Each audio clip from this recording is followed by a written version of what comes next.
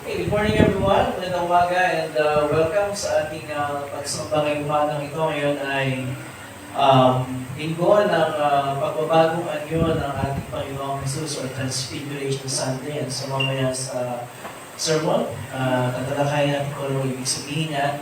And it's also the same lesson para sa ating Sunday school mamaya. So yung mga kasama ko natin online, please leave a comment sa ating comment section. So I would recognize you or acknowledge you later on. At para sa mga nandito ngayon, we will begin our worship. At ang ating first song ay nandun sa ating worship booklet.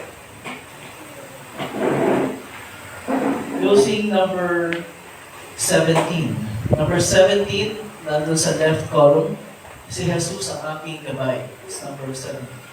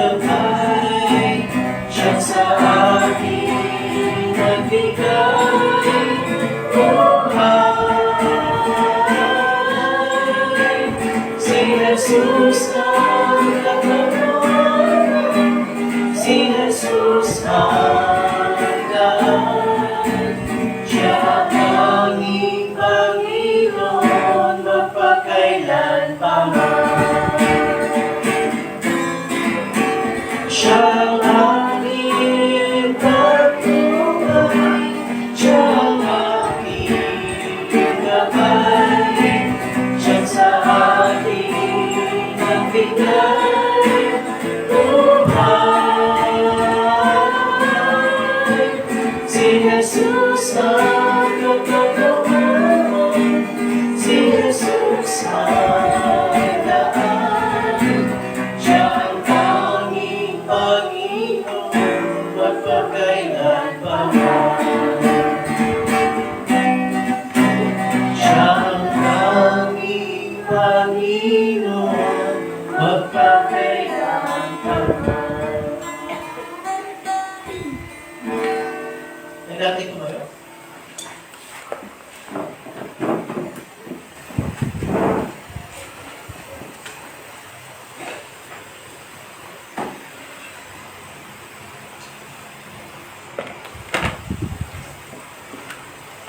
Sa pangalan ng Ama at ng Anak at ng Espiritu Santo. Amen. Mga minamahal sa Panginoon, lumapit tayo ng may tapat na puso at magpahayag ng ating kasalanan sa Diyos na ating Ama at mamaligsahan niya sa pangalan ng ating Panginoong Jesucristo upang tayo ay pagkalooban niya ng kapatawaran. Ang tulong natin ay nagmumula sa Panginoon. Siyang lumikha ng langit at lupa. Aking sinabi, ipahayag ko ang aking pagsalangsang sa Panginoon. Iyong pinatawad ang aking mga kasalanan. Sabay-sabay natin ipahayag ang ating kasalanan. Tayo. O Diyos, Amang makapangyarihan sa lahat, Amang mahabagin, ako na isang kaawa-awa at abang makasalanan, ay nagpapahayag sa iyo ng lahat ng aking mga kasalanan at mga kasamaan. Na sa pamagitan ng mga ito, ikaw ay nilapagsaman ko sa isip, salita at sa gawa. At ako ay karapat-dapat na sa parusahan mo sa panahong ito, at sa parusahan walang hanggan. Ngunit buong puso akong lumalapit at nagsisisi dahil sa mga ito. At dumadalangin ako sa iyo dahil sa walang hanggang kahabagan mo. At alang-alang sa banal, walang dungis, mapapait na pagtitiis at kamatayan ng iyong iniibig na anak na si Jesucristo ay maging mahabagin at papagbiyaya ka nawa sa akin na isang abang makasalanan. At sa tulong ng Espiritu Santo ay palawakin ang aking kaalaman at maging masunurin sa iyong salita hanggang sa wakas. At sa iyong habag at biyaya ay magkaroon ako ng buhay na walang hanggan sa pamagitan ng Jesucristo na aking Panginoon. Amen. Dahil sa pagpapahayag niyo ito, katungkulan ko bilang tinawag at nilagang lingkod ng salita ng Diyos, ay pahayag ang biyaya ng Diyos sa inyong lahat. At bilang kinatawan ng aking Panginoong Jesucristo at sa pamagitan ng kanyang utos, ay pinatatawag ko sa inyong lahat ng inyong mga kasalanan sa pangalan ng Ama at ng Anak at ng Espiritu Santo. Amen. Tayo manatiling nakatayo. Ang Diyos natin na si Yahweh, dapat nating parangalan. Sa banal na bundok niya, sabahin ang kanyang ngalan. Si Yahweh na ating Diyos ay banal. Si Yahweh ay naghahari, kaya sa takot, mga tao ay nanginginig. Trono'y sa ibabaw ng mga kerubin, kaya naigdig ay nayayanig. Si Yahweh dakilang tunay, sa Zion o sa mga bansa. Si Yahweh ang naghahari sa lahat ng mga nilikha. Purihin natin ang banal at dakila niyang ngalan. Si Yahweh ay banal. Ikaw ay dakilang hari. Umiibig sa katwiran. Ang dulot mo sa Israel ay ganap na katarungan. Ang dulot mo sa kanila ay pagtingin pantay-pantay. Si Yahweh na ating Diyos ay lubos na parangalan. Sa harap ng kanyang trono, tayo ay manambahan. Si Yahweh ay banal.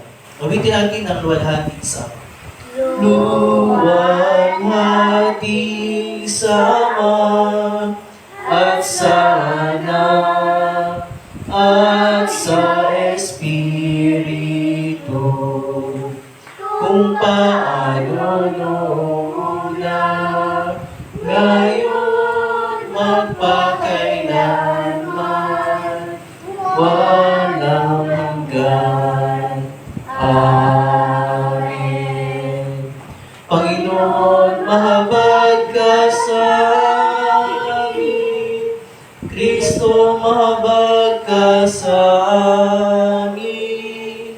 Panginoon, mahabag ka sa amin. Papuri sa Diyos sa kaitaasan, at sa lupa'y kapayapaan sa mga taong kinalulugdan niya.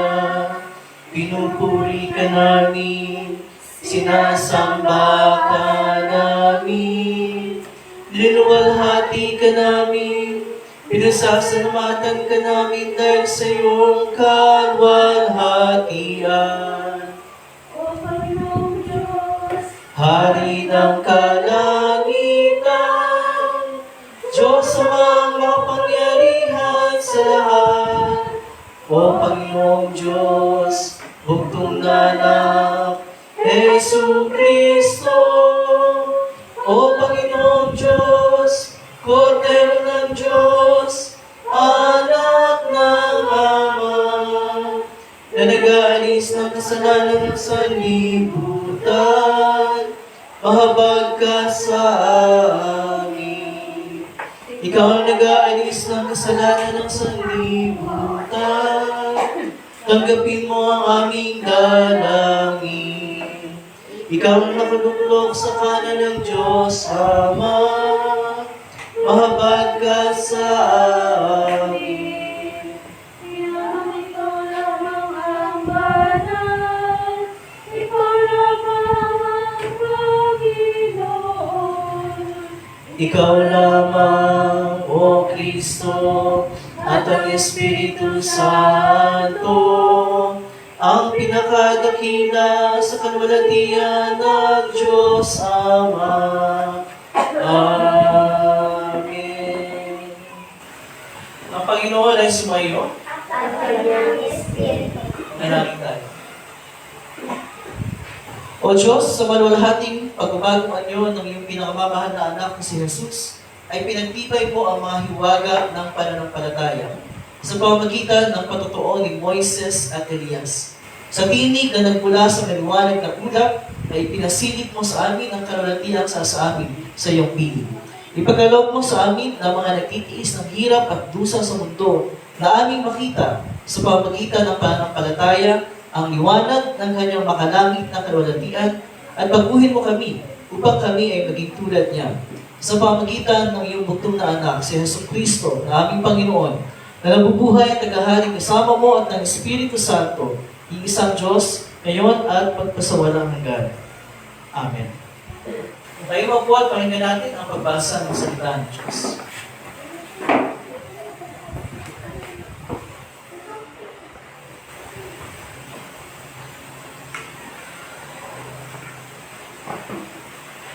Ang unang pagbasa para sa linggong ito ay buhat sa aklat ng Exodo, chapter 24, verse 8 to 18.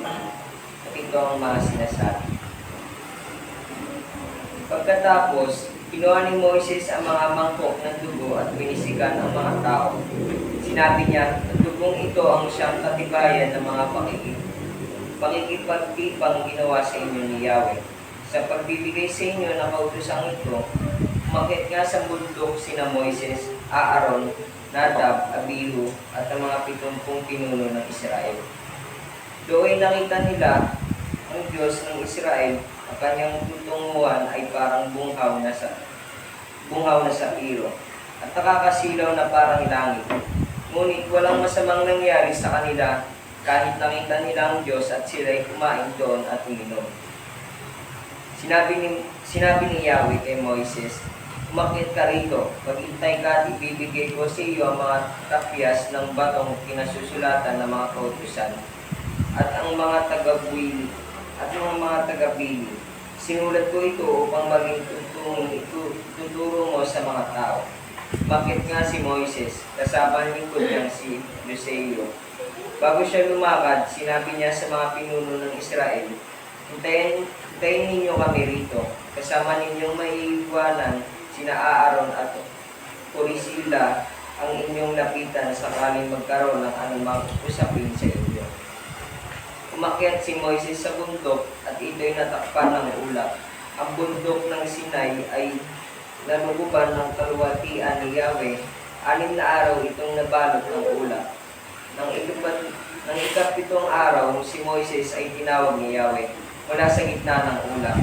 Nakita rin ng mga Israelita ang kaluwatian ni Yahweh na parang naninigas na apoy sa taruktok ng bundok. At sa unti-unti siya natakpan ng ulap, habang umaakyat, nananatili siya sa bundok sa loob ng 40 araw at gabi. At ito ang salita ng Diyos. At ang mabuting balita naman ay buhat sa aklat ng ikalawang sulat ni Pedro, chapter 1, verse 16 to 21. At ito ang mga sinasabi. Ang ipinapahayag namin sa inyo tungkol sa kapangyarihan at muling pagparigo ng ating Panginoong Jesucristo ay hindi namin ipinatay sa mga alamat at lamang ng tao. Nasaksihan sa aming mga mata ang kanyang kadakilaan nang tanggapin niya mula sa amang karangalan at kaluwalhatian. Ito'y nangyari nang marinig namin ang tinig mula sa dakilang kaluwalhatian ng langit na nagsasabing, ito ang minamahal kong anak, lubos kong pinalulugdan na narinig namin ito mula sa langit sapagkat kami kasama niyo nang ito'y maganap sa kabanal na bundok. Kaya naman lamang tumibay ang aming paniniwala sa ipinapahayag ng mga propeta. Makakabuti na ito'y pag-uulan ninyo ng pansin sapagkat tulad nito sa isang ilaw sa kadiliman na tumatanglaw sa inyo hanggang sa sumikat ang araw ng Panginoon at magliliwanag sa inyong mga puso bituin sa umaga.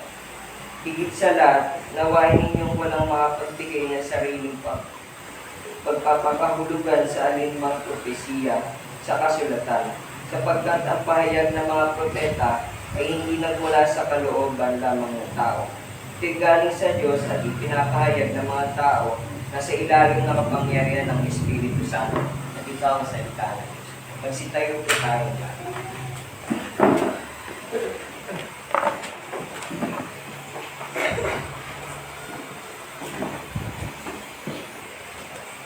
Purihin si Yahweh, dapat na purihin ang lahat ng bansa. Siya ay purihin ang lahat ng tao sa balat ng lupa. Pagkat ang pag-ibig na ukol sa ating dakila at wagas, at ang katapatan niya ay walang wakas. Ang pagpuri ay iukol sa pangalan niyang banal. Dumulog sa kanyang templo at maghandog ng mga alay. Alleluia, Alleluia. Sa lahat nga ng nilikha, makisig kang hindi hamak. Kapag nagtatalumpati, pambihira kong mangusap. Alleluia. Alleluia. Alleluia. Alleluia. Ang mabuting balita ay kay San Mateo, chapter 17, mula sa verse 1. Luwalhati ang sumayo, O Panginoon. Ganito ang sinasabi. Ang pagbagong anyo ni Jesus. Pagkaraan ng 6 na araw, isinama ni Jesus si Pedro at ang magkapatid na Santiago at Juan. At sila'y umakyat sa isang mataas na bundok. Habang sila'y naroon, nakita nilang nagbago ang anyo ni Jesus. Naliwanag na parang araw ang kanyang mukha at nagdingding sa kaputian ang kanyang damit. At nakita ng 3 alagad, sina Moises at Elias, na nakikipag-usap kay Jesus. Sinabi ni Pedro kay Jesus, Panginoon, mabutit naririto kami. Kung gusto ninyo, tatayo ako ng 3 tolda. Isa sa inyo, isa kay Moises, at isa kay Elias. Habang nagsasalita pa si Pedro, nililiman sila ng napakaliwanag na ulap. Mula rito ay may tinig na nagsabi, ito ang minamahal kong anak na lubos kong kinalulutan. Pakinggan ninyo siya. Nang marinig ng mga alagad ang tinig, labis silang natakot at nagpatira pa. Ngunit nilapitan sila ni Jesus at hinawakan. Tumayo kayo, huwag kayong matakot, sabi niya. Nang tumingin sila, si Jesus na lamang ang kanilang nakita. Habang sila'y bumababa sa bundok, iniutos sa kanila ni Jesus. Huwag niyong sasabihin kanino man ang tungkol sa pangitain hanggat hindi mo nabubuhay ang anak ng tao. Ito ang mabuting balita. Kapurihan ang sumayo, O Kristo. Sa ating binihinan ay ating sabay-sabay ipahayag ang ating pananampalatayang Kristiyano sa Credo Missera. Lahat tayo. Sumasampalataya ako sa isang Diyos amang makapangyarihan sa lahat na may likha ng langit at lupa at ang lahat ng bagay na nakikita at hindi nakikita. At isang Panginoong Jesucristo, Butong na anak ng Diyos na mula sa ama una sa lahat ng panahon. Diyos buhat sa Diyos, liwanag buhat sa liwanag, tunay na Diyos buhat sa tunay na Diyos. Ipinanganak at hindi nilikha, ay isang sangkap ng Ama, na sa pamagitan niya ay nilikha ang lahat ng bagay, na dahil sa ating mga tao at sa ating kaligtasan, ay bumaba mula sa langit. At nagkatawang tao sa pamagitan ng Espiritu Santo kay Birheng Maria, at naging tao, nagpakasakit dahil sa ating sa panahon ni Poncio Pilato, pinako sa krus na matay at inilibing. Ikatlong araw nagbuhay na muli sa ayon sa kasulatan, umakyat sa langit at nakaluklok sa kanan ng Ama. At siya ay babalik na muli na may karunatian, upang hukuman ang mga buhay at ang mga patay, at ang kaharian niya ay walang hanggan. At sumasampalataya ako sa Espiritu Santo, Ang Panginoon ay tagapagbigay buhay, na nagmumula sa mga sangka, na sinasamba at iniwalhati kasama ng Ama at Anak, nagsalita sa pamamagitan ng mga propeta. Sumasampalataya ko sa isang banal, Kristiyano Apostolikang Iglesia. Naniniwala ko sa isang linya, sa nagpapatawad ng mga kasalanan. Umaasa ako sa pagkabuhay na muli ng mga patay at sa buhay ng panahong darating. Amen. Tayo po, and we will sing our next song sa ating worship booklet.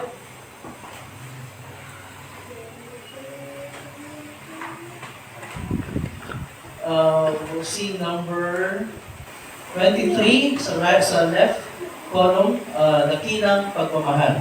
It's number 23.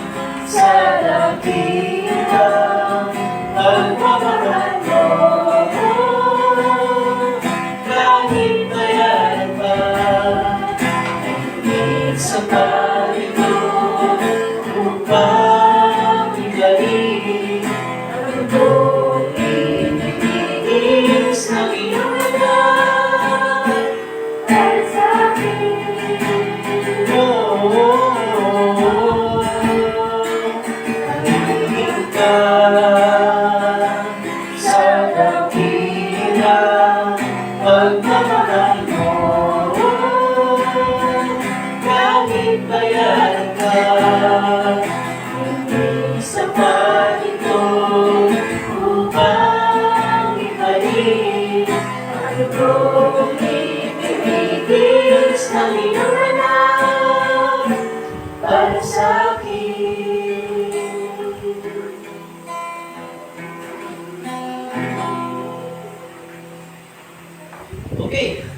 So, Sunday school time ngayon tayo together with Teacher Marian and Teacher Abby.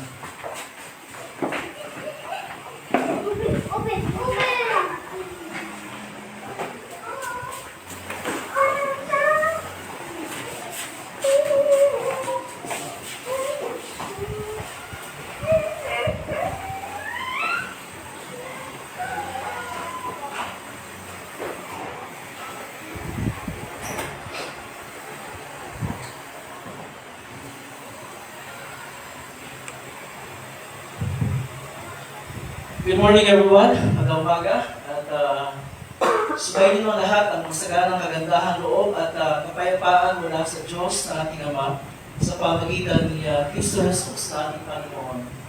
Amen. Have you ever been curious or have you ever wondered kung ano talaga yung itsura, yung outward physical appearance ni Jesus? Pero na ba kayo na ganun curious? Ano kaya yung itsura ni Jesus nung siya ay nandito sa lupa? Of course, marami tayo nakikita mga pictures depicting Jesus. Pero yun ay mga artist's rendition. Hindi yun talaga yung eksakto na mukha at itsura ng ating Panginoong Jesus. Ang mga yun ay artist's rendition. Yun yung palagay ng mga gumamit na larawan ni Jesus kung ano yung kanyang itsura. Now, sa Ebanghelyo na binasa kanina, na aking binasa, ay sinabi dito, yung isang pangyayari sa buhay ng ating Panginoong Jesus nung nandito siya sa lupa, na siya ay nagbagong anyo. Okay. Ano ba ibig sabihin na nagbagong anyo si Jesus? Diba, nagbago yung kanyang physical na kaanyuan. Yung word na ginamit doon sa Greek, yung nagbagong anyo is what is known in English as metamorphosis. Alam niyo yan, ha? Metamorphosis yan yung stages ng isang tawag doon, butterfly, di ba? From yung kanya, ano ba siya dati? Ang tawag doon, moth, di ba? Tama. Tapos, hindi siya nagme-metamorphose into a beautiful butterfly. So, yun yung ginamit doon na word sa Greek nung nagbago pa niya si Jesus. Metamorphosis. Sige, tingnan natin. Doon sa Gospel, piniliwanag sa atin, paano nangyari yung pagbabagong anyo ni Jesus? It concerns his physical outward appearance. Okay? Yung kanya, palabas na anyo. Ano bang sabi doon? Nagliwanag na parang araw ang kanyang mukha. Anong binibigay sa ating idea? Napakaliwanag, di ba? Liwanag. Bagong niliwanag na parang araw ang kanyang mukha. So kung gaano kaliwanag yung araw, gaano kaliwanag yung mukha ni Jesus nung siya ay nagbagong anyo. So sabihin, hindi siya matititigan. Sobrang liwanag. Nagingning sa kaputian ang kanyang damit. Doon sa ibang, I think sa Marco, sinabi doon na yung kaputian doon ay walang sino man sa lupa ang makakapagpaputi ng gano'n. So kahit ay ng bata na gawin niya sa kahit o sa Ariel o kung gawin niya, hindi mapapandayan yung kaputian ng damit ng Panginoong Jesus na siya ay nagbago anyo. So yun ang sinasabi ng Ebanghelyo. So kung paano nagbagong anyo ang ating Panginoon. So ibig sabihin nito, bago siya nagbagong anyo, bago nga kanina, nag-isip ba ninyo, naging curious pa kayo, nag-isip ka ng kaanyuan ng Panginoon. Sabihin, yung kanyang kaanyuan, before siya nagbagong anyo, ay normal lang, ordinaryo, diba? Nothing na kakaiba. Si Jesus sa isang Hudyo. So yung kanyang kaanyuan ay kaanyuan din ng isang Hudyo. Walang kakaiba sa kanyang kaanyuan bago siya nagbagong anyo. Kasi nga, hindi ba, nasabi doon sa Biblia, for example, sa Filipos chapter 2, verses 5 to 7, na nung magkatawang tao si Jesus, hinubad niya yung kanyang anyong Diyos at siya'y nag-anyong alipin. So pag nakita siya ng mga tao ng panahon niya, walang magbibigay sa kanila ng clue na, teka, special to. Base lang sa kanyang physical na kaanyuan. Second, sa kanyang pagkakatawang tao, ay pinubad niya yung kanya, yung anyong Diyos. Kasi sinasabi. Yung lahat ng kanyang kalulatian bilang Diyos, physically and otherwise, sa inubad ng ating Panginoong Jesus. Ngayon, sa pagbabagong anyo ng ating Panginoon, ano ba nangyayari doon? Ano meron doon? Ano meron doon sa pagbabagong anyo ng ating Panginoon? Of course, again, pinaliwanag natin kanina, ano yung nangyari sa kanyang kanyuhan. Pero ano nga yun? Anong meron doon? Sa pagbabagong anyo ng ating Panginoong Jesus, ipinasilip niya doon sa kanyang mga alagad, yung tatlo na pinakamalapit sa kanya, si Pedro, Santiago at Juan, yung kanyang glory, yung kanyang kalulatian, yung kanyang anyong Diyos. Yung sabi nga kanina, di ba, hinupad niya yung kanyang anyong Diyos. Ngayon, sa pagbabagong anyo niya, ipinasilip niya doon sa tatlong alagad, yung kanyang anyong Diyos na kanyang hinubad nung siya ay nagkatawang tao. Ito ay isang preview. May preview, di ba? Isang pahapiyaw na pasilip. Sa isang bahagi o aspeto nung sabihin natin ending o wakas ng kabanata ng buhay ni Jesus dito sa lupa. Kasi pagbaba nila doon sa bundok, balik na sa dati yung kanyang kanyuhan. So kaya nga siya, pahapiyaw na pasilip lamang. At hindi na nilang muling masasaksihan yung glory ng ating Panginoon hanggang siya sa muling mabuhay. Hanggang sa muli niyang ibilis yung kanyang anyong Diyos na naganap sa kanya nang siya muling mabuhay at nang siya umakyat at lumuklok sa kanan ng Diyos Ama. Sa katotohanan, nang isulat ni Juan yung uling aklat ng Biblia. Ano yung uling aklat ng Biblia? Uy, alam niyo yung Passion. Passion naman. Ano yung uling aklat ng Bible? Kasi, pahayag or revelation. Ang sumulat niya ay si Juan. Isa doon sa tatlong alagad na nakasaksi doon sa pagbabagong anyo ng Panginoon. Doon sa isang talata, doon sa aklat na kanyang sinulat, ay sinabi niya yung ganito. Lumingon ako upang tingnan na nagsasalita. At nakakita ko ng 7 ilawang ginto. Nakatayo sa gitna ng mga ilawan, isang parang anak ng tao na nakasuot ng mahabang damit at may gintong pamikis sa kanyang bibig at sa kanyang dibdib. Ang kanyang ulo at buhok ay kasing puti ng balahibo ng tupa o ng niebe. Ano ba yung niebe? Snow. Yes. At ang kanyang mga matay parang apoy na nagliliyab. Kumikinang ang kanyang mga paa na parang tansong pinakitap. At parang lumagagas ang tubig ang kanyang inip. Ang kanyang mukha ay nakakasilaw tulad ng araw sa katanghali ng tapat. So ito, nakita ni Juan ang ating Panginoong Jesus sa isang pangitain in all His glory. At ito yung kanyang inarawan na kaanyuan ng ating Panginoong Jesus. Again, that is His glory. That is His glorious appearance na hinubad niya na siya nagkatawang tao. Yun yung anyong Diyos na tinutukoy ni Pablo sa kanyang diyang sa Filipos. At yun ay kanyang muling ibinigay sa kanya na siya muling mabuhay at umakyat at lumuklok sa kanan ng Diyos Ama. At yan ngayon ang kanyang kalulatiang tinataglay. Pero hindi lamang ang pagbabagong anyo ng Panginoong Jesus ang nagpapakita ng kanyang glory, ng kanyang kalulatian doon sa naganap sa Ebanghelyo. May dalawang pang bagay na nangyari doon. Ano yun? Ang isa ay nung lumitaw sa tabi ni Jesus, ang dalawang pangunahing servants ng Diyos sa Old Testament. Sino yung dalawa na yun? Sino yung dalawa? Si Moises at saka si Elias. So itong dalawang to, ang dalawa sa pangunahing servants ng Diyos sa Old Testament. Si Moises, ano yung kanyang role sa Old Testament, especially doon sa mga Israelita. Siya yung namuna sa kanila, palabas ng Egypto. At sa kanya din ibinigay ng Diyos yung 10 utos. Kaya si Moises ang nagre-represent sa kautusan ng Diyos. Si Elias naman, sino siya? Isa siya sa pinaka-matapang at pinaka-masugid na propeta ng Diyos sa panahon ng lumang lipa. Si Moises, bago itong pagbabagong anyo ni Jesus, ay higit 1,000 taon na ang nakakaraan nung siya ay mamatay. Okay? Si Elias naman, ano si Elias? Isa lamang siya sa dalawang tao na hindi nakaranas ng physical death. Diba? Kasi si Elias ay iniakit ng Diyos sa langit ng buhay. Nakasakay sa chariots of fire na tinatawag. Nangyari yun about 822 years bago yung muling pagbabagong anyo ng Panginoon. Sino pa yung isa hindi nakaranas ng kamatayan sa Old Testament? Tandaan nyo, start sa letter E, ang kanyang pangalan. Nag-end sa letter C. Tapos 4 letters lang siya.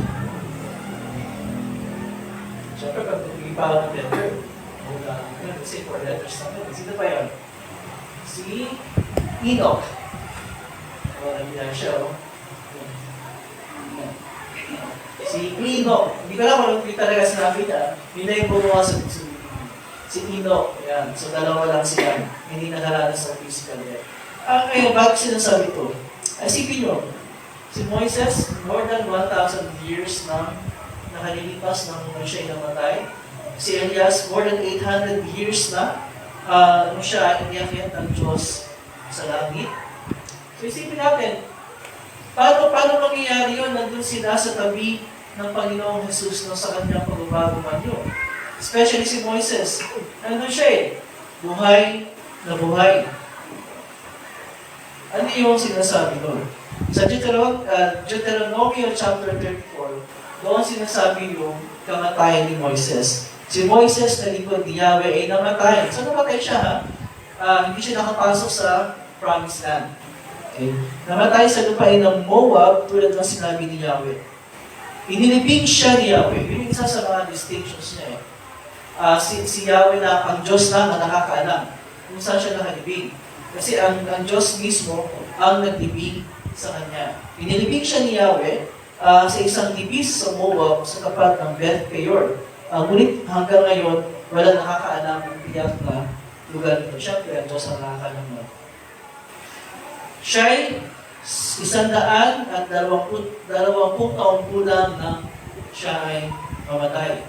Pero hindi lumabo ang kanyang paningin at hindi rin ang hina ang kanyang pangangatawan. That's one of the gifts na binigay sa kanya ng Diyos, no? Kahit mo sa kanyang kamatayan. Ngayon, again, what is the point na yung isang taong 1,000 years ng patay ay nag-appear sa tabi ni Jesus at buhay na buhay? Ano ang tinuturo sa atin ito? Tinuturo sa atin ito na mayroong muling pagkabuhay at mayroong kabilang buhay. Kasi kung wala, edi wala na si Moises. Ang Diyos ka mismo naglibing sa kanya eh. Pero doon siya ay lumitaw at buhay na buhay para patunayan na mayroong muling pagkabuhay at mayroong kabilang buhay. Yung kabilang buhay, dalawa yan ha. Yung langit para sa mga nananampalataya kay Jesus bilang kanilang Panginoon at tagapagligtas, at impyerno para sa mga hindi nananampalataya kay Jesus. So dalawa lang naman yan, either langit or impyerno. Pero dahil sa natatanging kaugnayan ni Moises sa Diyos, si Moises ay pinagkalooban ng Diyos na very special na biyaya nang siya'y namatay. Ano yun? Ang kanyang katawan ay hindi nakaranas ng pagkabulok. Hindi nabulok yung kanyang katawan at agad siyang pinagkalooban ng Diyos ng muling pagkabuhay. So, si Moises, special siya sa Diyos eh. Kung siya na ang nakita sa Diyos ng mukhaan. Well, of course, not in His full glory. Pero yun isa sa mga binigay na pribilehiyo ng Diyos sa kanya. When He died, at ang Diyos na nabibig sa kanya, right after, muli siya binuhay ng Diyos. Binigay sa kanya yung privilege naman. Versus tayong mga Kristiyano, lahat ng tao, pag inabot tayo ng kamatayan bago dumating si Jesus, naghihintay tayo ng kung kailan tayo bubuhayin muli ng Panginoon sa kanyang mga. Pero hindi na yan ang ginawa kay Moises. Kaya nga sa kanyang special na kaugnayan sa kanya. Sa madaling sabi, ito ay isang patunay, katulad sabi ko na mayroong muling pagkabuhay, at para sa mga mananampalatayang tulad natin, ang ating magiging kalagayan sa muling pagkabuhay ay katulad din ng Moises at Elias. Isang glorious na kalagayan, isang mawalahating kalagayan. Yun ang ating magiging kalagayan sa ating sa muling pagkabuhay. Katulad ni Moises Elias, naroon sa piling ng Panginoon at nagniningning sa kalulatian ng ating kaanyuan. So if we are ever concerned kung ano yung ating itsura, at tayo ay hindi sa lupa, magpagluhin ng Panginoon ang ating katawang lupa at bibigyan ng marulahating katawan. Wala na ang lahat ng depekto ng kasalanan sa ating katawan. Higit sa lahat, sina Moises at Elias ay kapwa nagpahayag tungkol sa pagdating ng isang tagapagligtas ng sangkatauhan mula sa kasalanan at kamatayan. Pareho silang nagsabi, mayroong Savior na darating. At yung pagbitaw nila sa tabi ni Jesus ay nagpapatotoo, itong Savior na ito, na kanilang ipinangalan at sinulat kung sila nabubuhay dito sa lupa, yun ay si Jesus. Yun ay si Jesus. Kaya si Jesus mismo nagsabi, nung siya muling mabuhay sa Lucas 24:44, sabi niya, dapat matupad ang lahat ng susulat tungkol sa akin, sa kautusan ni Moises, sa aklat ng mga propeta, represent Elias, at sa aklat ng mga awit. So yan, ikalawa. Meron pang isang patotoo tungkol kay Jesus. Ano yun? So una, yung kanyang paghiningin ng kanyang kanuan, paglitaw ni Moises at Elias, ano pa yung isa na nangyari doon sa pagbabagong anyo ng Panginoon? Ano pa isang pangyayari doon? Ano pa isang nangyari doon? Ano yun? Merong isang tinig na nagsalita mula sa napakaliwanag ng ang tinig ng Diyos Ama. Alam mo, sabi ng tinig ng Diyos Ama tungkol kay Jesus, ito ang minamahal kong anak na lubos kong kinalulugan. Pinanguna, yung pinapagtibay niya, yung kanyang kaugnayan kay Jesus. At pangalawa, sinabi niya, pakinggan ninyo siya. So yung tinig ng Diyos Ama ay nagpapatunay muna na si Jesus ay hindi isang impostor. Hindi siya impostor. Siya ang tunay na tanging anak ng Diyos, gaya na sinabi niya. At ang Diyos Ama mismo ang nagpatotoo niya. For the second time. Ano yung una? Kailan unang nangyari yung pagtotoo ng Diyos Ama na si Jesus ang kanyang anak? Kung nagsalita rin siya, mula sa una. Kailan nangyari yun? Ang si Jesus ay mabautismohan, di ba? Nung binautismohan si Jesus, habang siya umaang sa tubig, nagsalita, may tinig nagsalita mula sa langit, sabi ito ang pinakamamahal ko anak. Ang tinig ng Diyos Ama ay nagpapatunay din pangalawa na si Jesus ay matuwid, wala siyang nagmabahid ng kasalanan at kasamaan.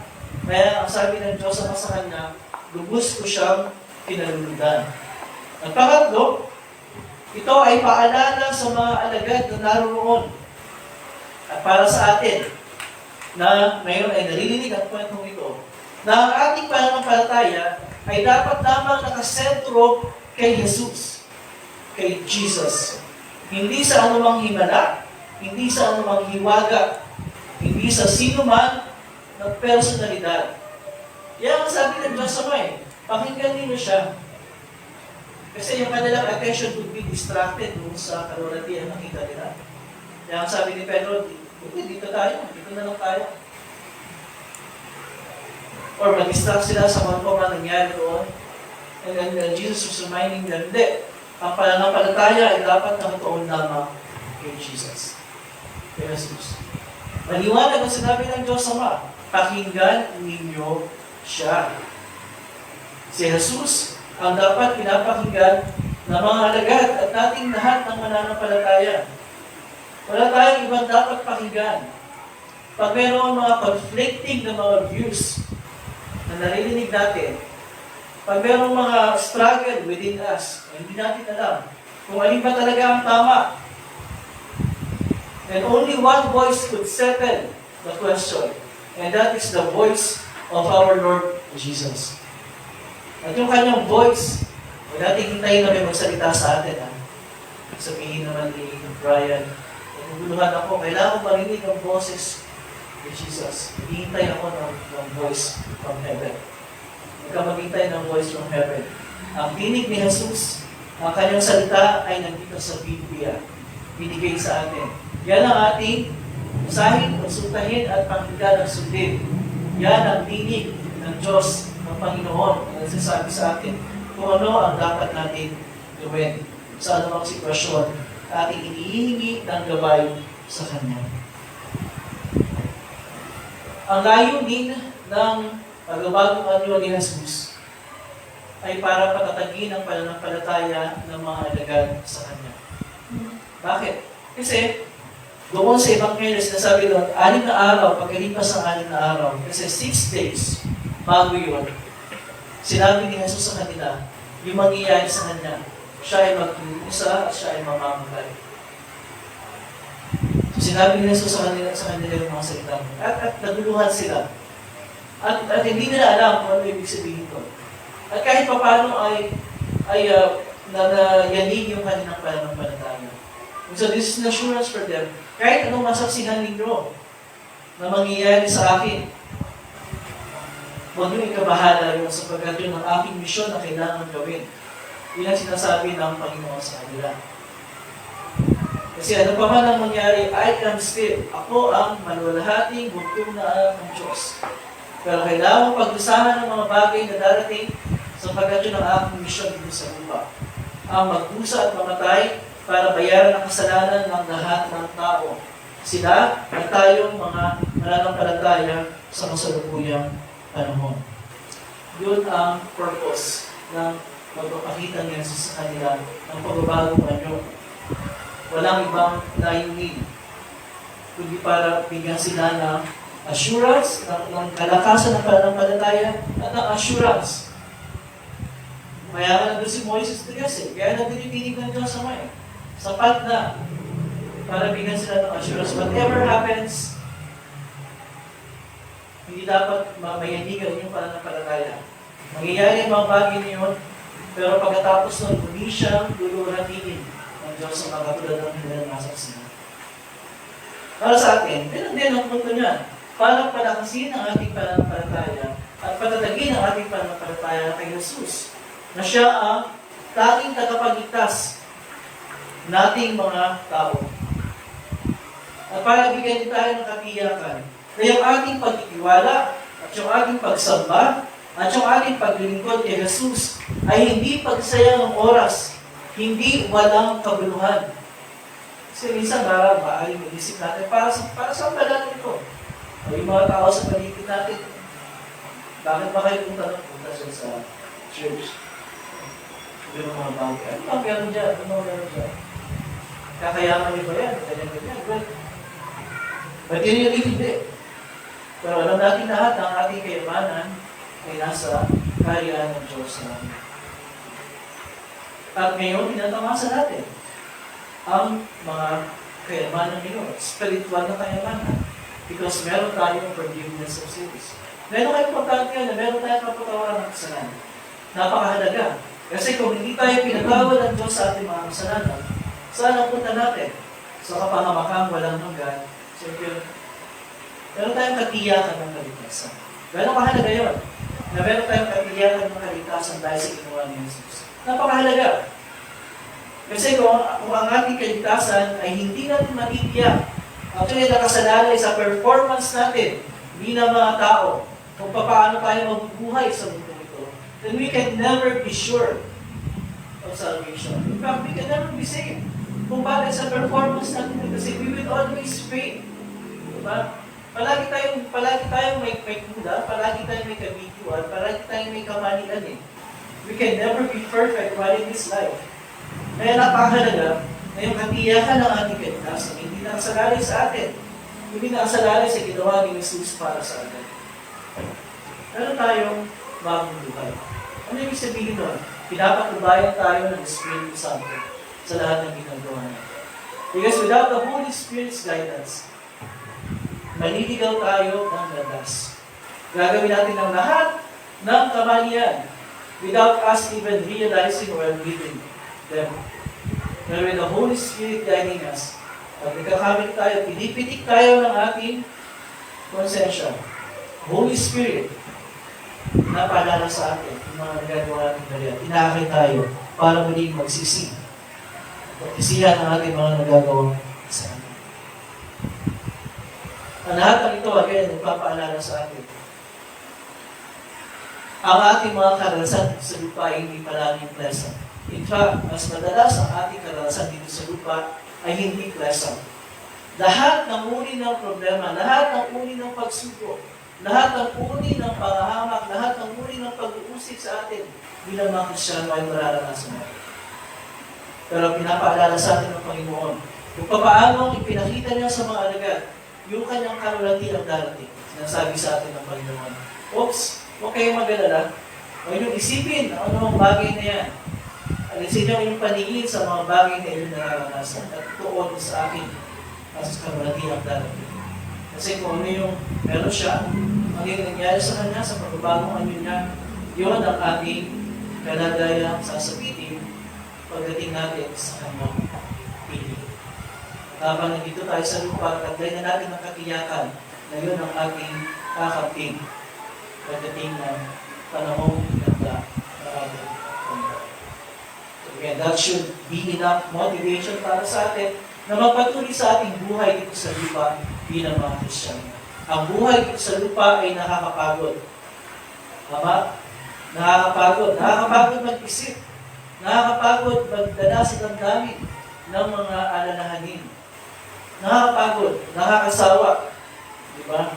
At may mga times na parang gusto natin, ayaw na natin, gusto na lang natin sumuko.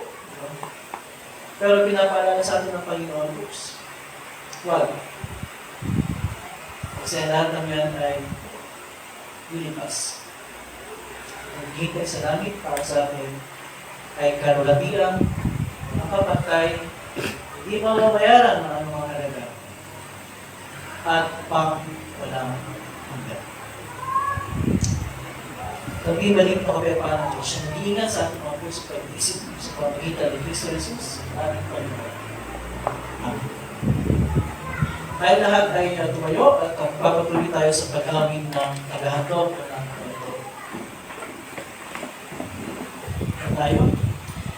Linisin mo puso ko, O Diyos, at baguhin Espiritu sa akin. Huwag hayang malayo sa piling Santo Espiritu'y huwag bawiin. Ibalik sa'kin galak ng kaligtasan at gabayan mo ako sa tuwina. Amen. Natin po at tayo maghandog sa Panginoon at ihandog muna sa lahat ang ating mga sarili, maging mabahagi ng pagpapalang paloob ng sa atin.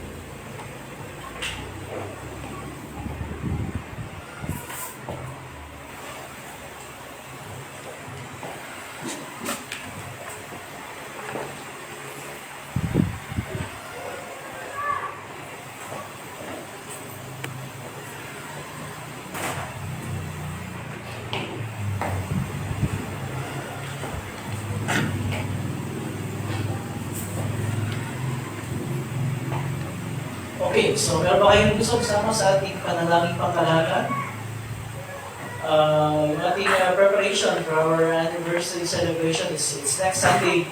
So yung mga paghahanda ginagawa natin ay sana matapos natin at nagawa natin na hindi kailangan perfect.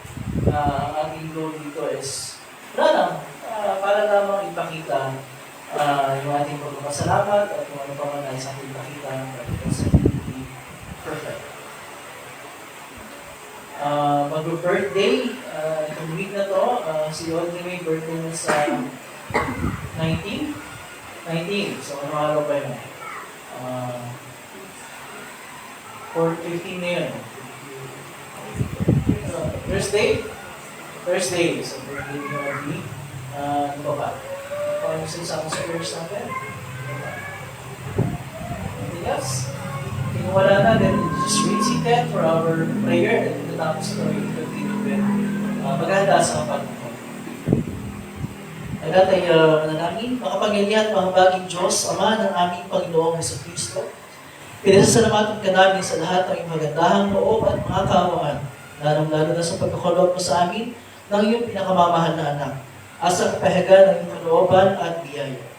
Isinasabot namin na itadim mo sa amin na iyong salita, upang ito ay aming kaingatan ng may mabubuti at matatapat na puso at pagbunga sa pamagitan ng matyagang pagtupad.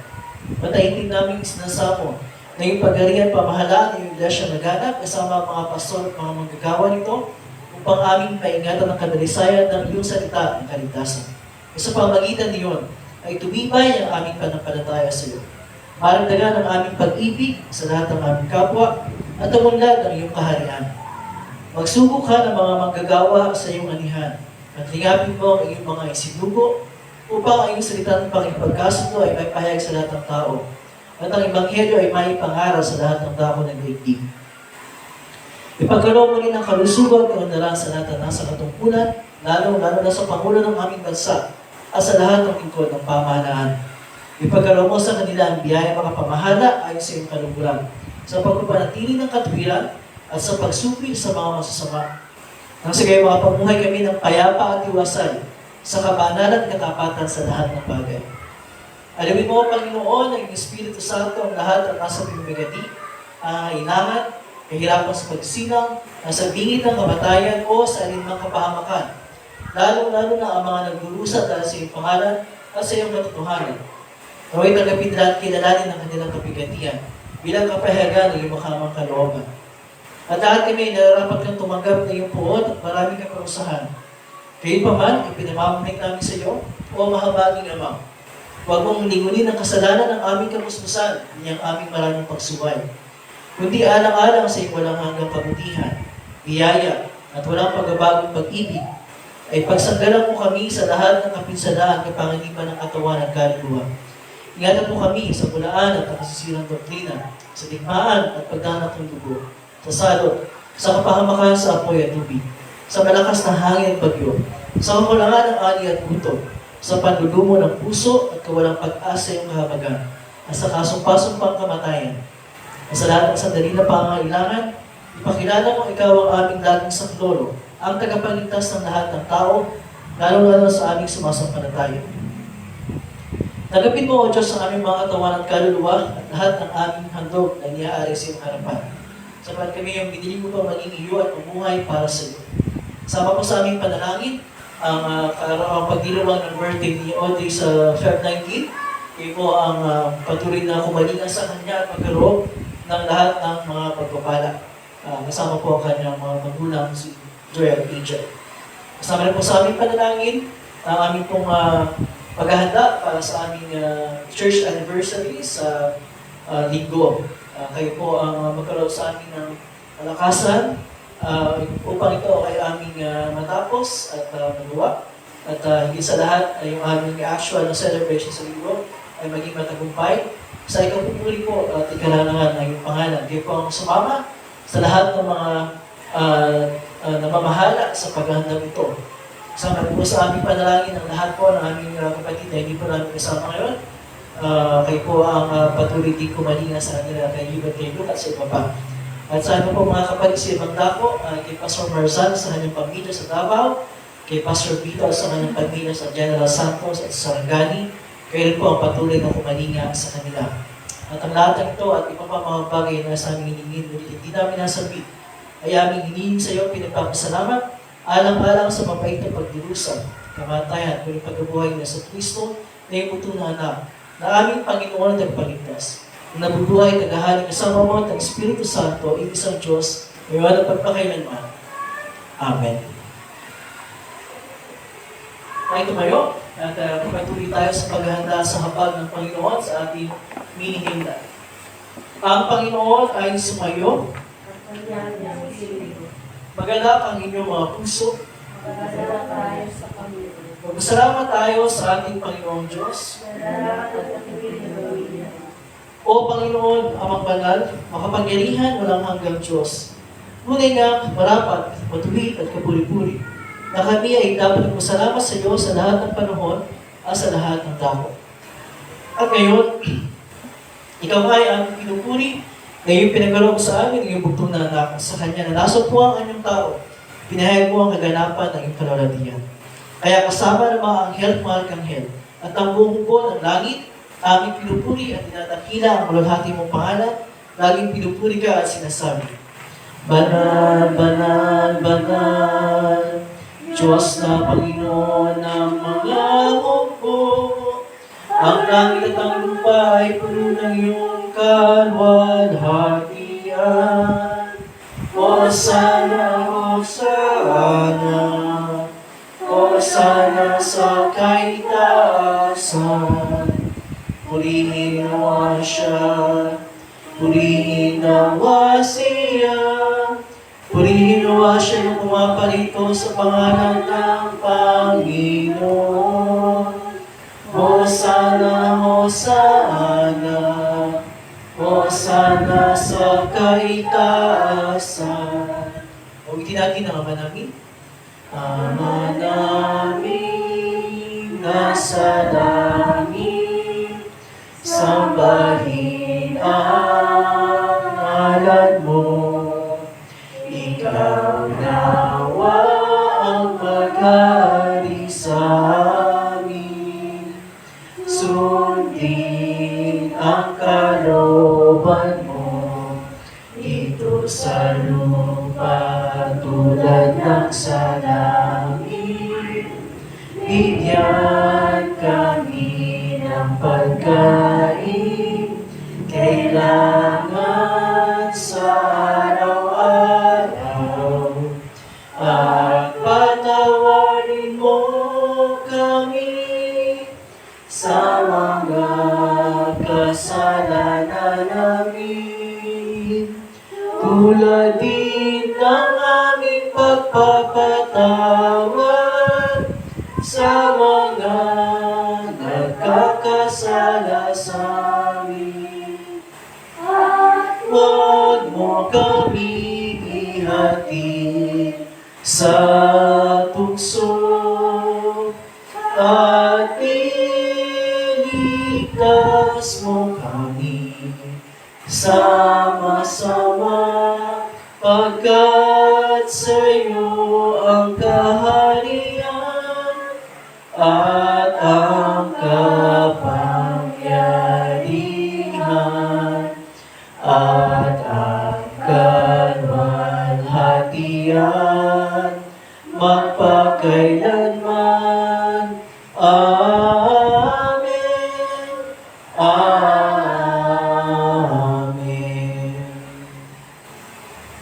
Ang ating Panginoong Jesucristo, ang gabing siya'y pagkaluno ay dumampot ng tinapay. At patapos ng pasalamat sa Diyos, ito ay kanyang pinagpirapilason, binigay sa mga lagat na sinasabi, kunin niyo ito at kanin. Ito ang aking katawan na ibinibigay para sa inyo. Gawin ito bilang pag-alaan sa akin. Sa kailing paraan, hinawakan niya ang saro. Pagkatapos mga pagkapunan at pagpapasalamat na siya sa Diyos, ay binigay niya sa kanila na sinasabi, uminom kayo lahat ito, sapagkat ito ang dugo ng tipan. Ang aking dugo ay nabubuhos dahil sa marami, sa pagpapatawad ng mga kasalanan. Gawin ito sa inom kayo nito bilang pag-alaala sa akin. Ang kapayapaan ng Panginoon ay laging sumayo. Amen. O Kristo, ikaw ang kordero ng Diyos, na nag-aalis ng kasalanan ng sanlibutan. Mahabag ka sa amin. O Kristo, ikaw ang kordero ng Diyos, na nag-aalis ng kasalanan ng sanlibutan. Mahabag ka sa amin.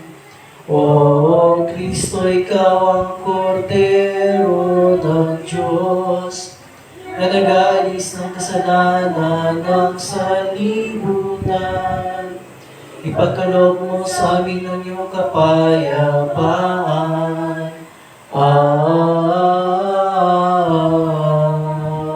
Amen.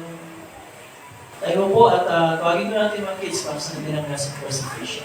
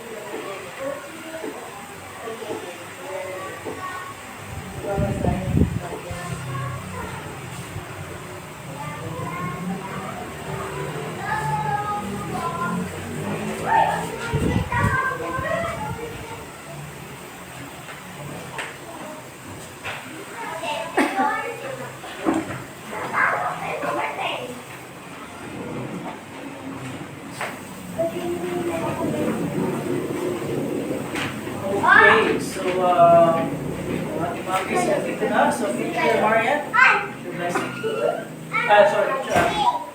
Okay. Good morning, kids! Good morning, Teacher Okay, pakita Abby. niyo mo yung activity niyo. Okay. Sino yung nasa activity niyo? Si Jesus. Si Jesus. O bakit may mga yellow-yellow dyan? Mga strips. Yung liwanag niya. Oh, nagliwanag si Jesus. Nag-iba yung Paningin niya. paningin. Yung face niya nagliwanag na parang araw. Tapos nag-iba yung nagliwanag din yung ano niya? Damit. Yung damit, pati yung katawan. Okay.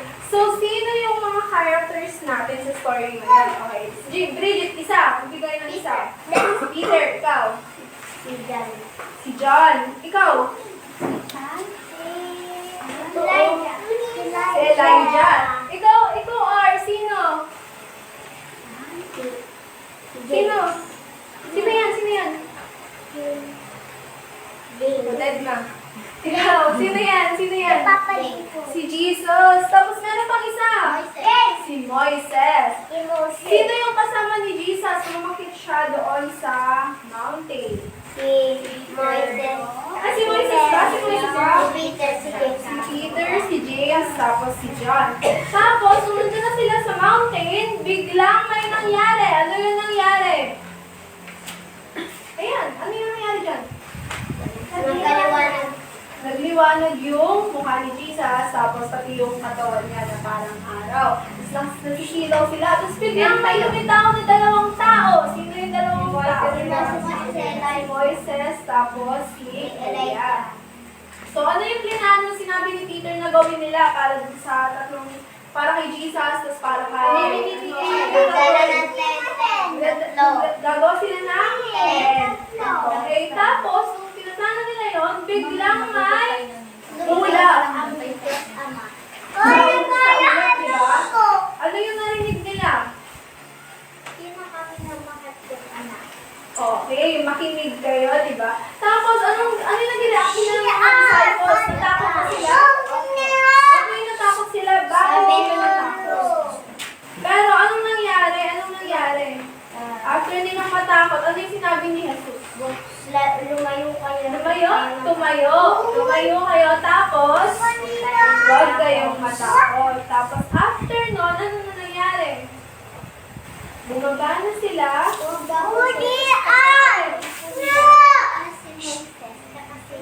Okay, wala na si Moises. Tapos, bumalik na yung anyo ni Jesus. Tapos, after nun, bumaba na sila.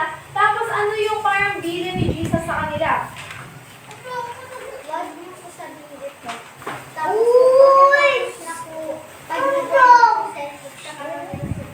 Okay, very good. Okay, memory verse. Unang Juan, verse 7. Ang lahat ng ating kasalanan ay nilinis ng dugo ni Jesus ng kanyang anak. Unang Juan chapter 1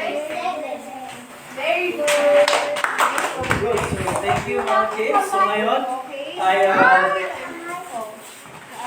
sama-sama nating tanggapin ang kanyang tunay na katawag ko kalaki ng tinapay at alak sa ipagpapatawad ng ating mga kasalanan. Dati ako dito.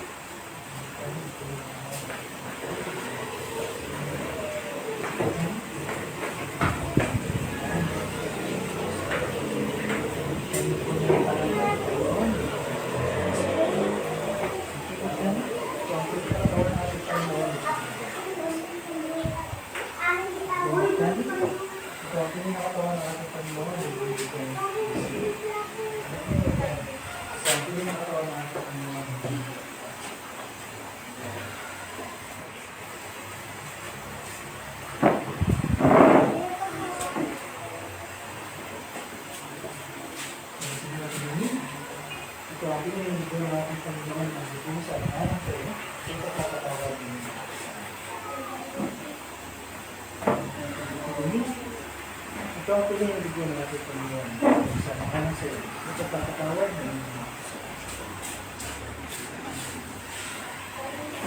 so, tumutingin. Ito ang tuloy yung bigyan natin Panginoon sa mga sa iyo. Ito pagkatawad ng mga sa iyo.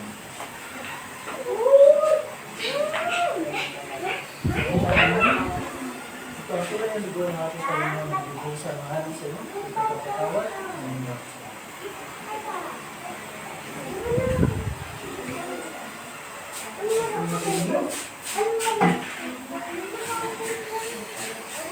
So, ang tuloy yung lugar natin Panginoon sa mga sa ito pagkatawad.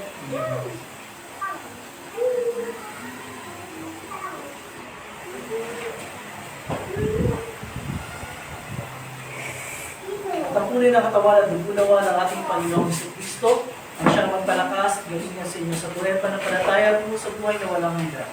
Lumaon kayo, may kapayapaan, galakan sa inyong puso. Amen.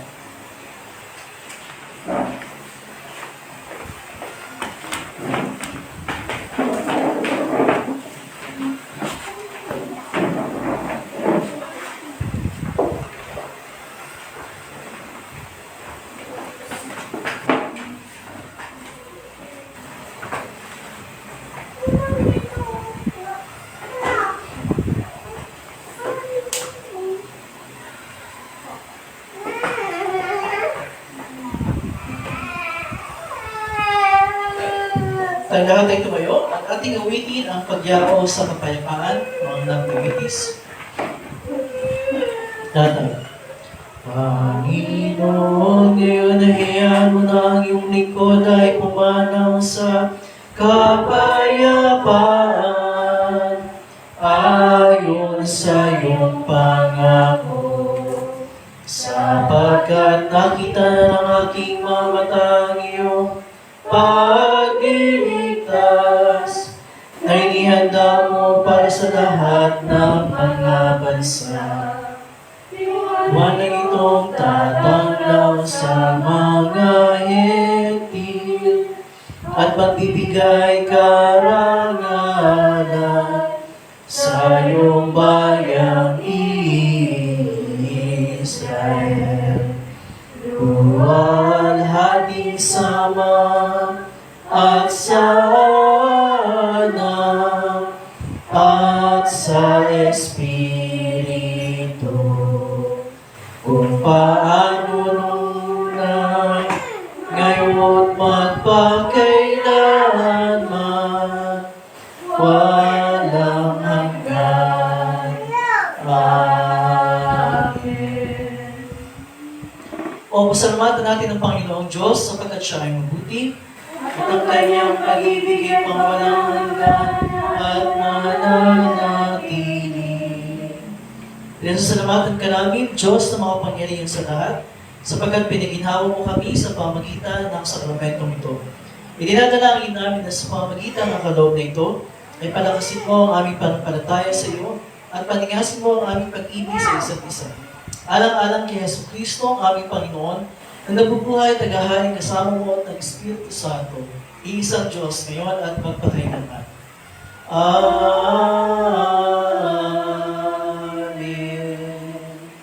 Ang Panginoon ay sumayo. Ang kanyang Espiritu. Purihin natin ang Panginoon. Magpasalamat tayo sa Diyos. Nagipin niyo ang pagpapala ng Panginoon. Pagpalain ka naman ng Panginoon at ingatan. Paliwanagin naman ng Panginoon ang kanyang mukha sa iyo at mahabag sa iyo. Ilingap naman ng Panginoon ang kanyang mukha sa iyo at bigyan ka ng kapayapaan. Amen. Amen. Amen. Ayun mo po, at we will sing our last or closing song.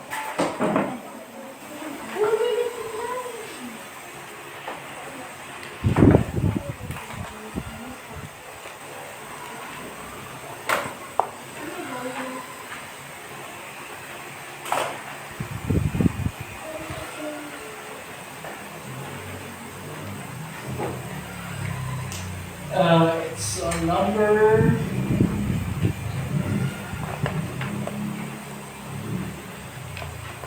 13. We'll sing Opening Awit, number 13, sa ating worship group.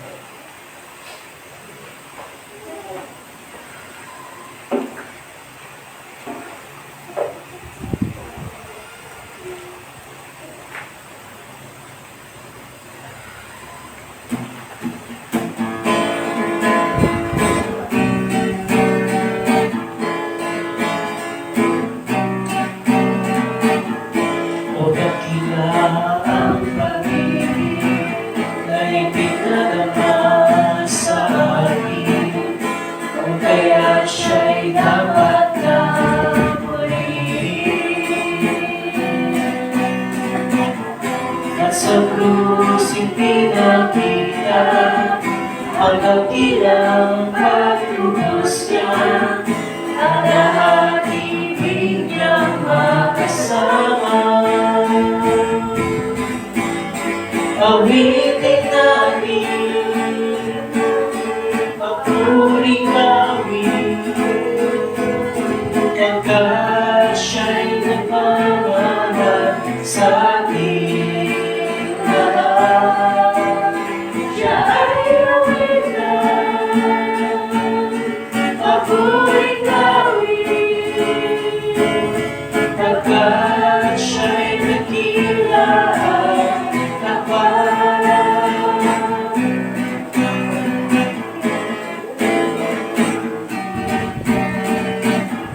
Buhay ko ay lumigaya, nang walang siya'y makasama, kung kaya't awitan siya tuwiran.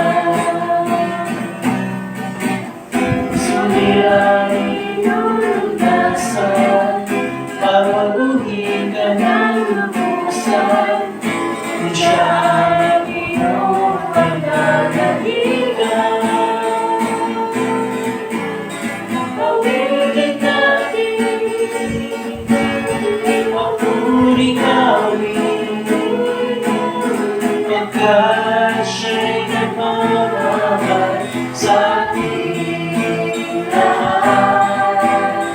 Siya ay awitan, papuring awit, pagkat siya'y nakila at napapapuring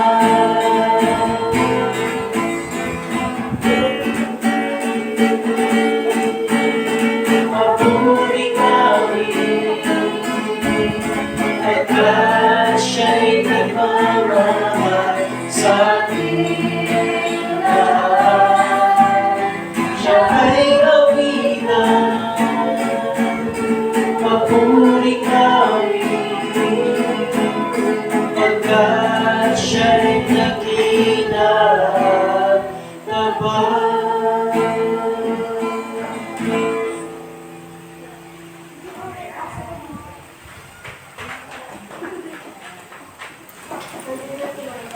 Okay, good morning everyone. Umaga. At welcome sa lahat ng naniwaga. Bahagi sa ating pagsamba ngayong bagong ito. Of course, we'd like to thank ang ating mga Sunday school teachers for today, Teacher Marian and Teacher Abigail. Thank you.